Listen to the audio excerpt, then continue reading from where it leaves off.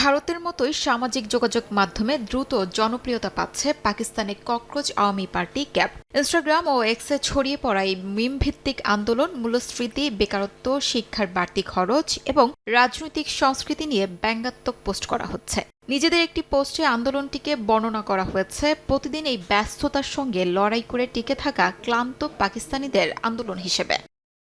পাকিস্তানের এই আন্দোলন সরাসরি অনুপ্রাণিত ভারতের ককরোচ জনতা পার্টি থেকে। ভারতের সুপ্রিম কোর্টের বিচারপতি সূর্যকান্ত বেকার তরুণদের সমালোচনায় ককরোচ শব্দটি ব্যবহার করার পর সেটিকেই প্রতিবাদের প্রতীকে পরিণত করেন সামাজিক যোগাযোগ মাধ্যম ব্যবহারকারীরা। পরে সেটি বড় অনলাইন যুব আন্দোলনে রূপ নেয়। কয়েকদিনের মধ্যেই পাকিস্তানেও একই ধরনের ব্র্যান্ডিং, মিম ফরম্যাট ও সরকার বিরোধী বার্তা নিয়ে আত্মপ্রকাশ করে ককরোচ আওয়ামী পার্টি। দুই আন্দোলনের কেন্দ্রে রয়েছে তেলাপোকা প্রতীক। সমর্থকদের মতে তেলাপোকা এমন একটি প্রাণী যা সংকট, দুর্নীতি, মূল্যস্ফীতি কিংবা ভেঙে পড়া ব্যবস্থার মধ্যেও টিকে থাকতে পারে।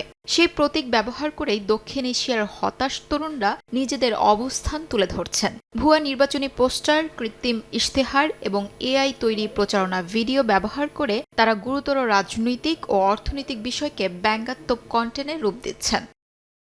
বিশ্লেষকদের মতে এসব ডিজিটাল আন্দোলন তরুণদের ক্ষোভ প্রকাশের নতুন মাধ্যম হয়ে উঠলেও সমালোচকদের আশঙ্কা মিম রাজনীতি জটিল রাজনৈতিক বাস্তবতাকে অতিরিক্ত সরল করে ফেলতে পারে। শিউলি রোজা, সময় সংবাদ।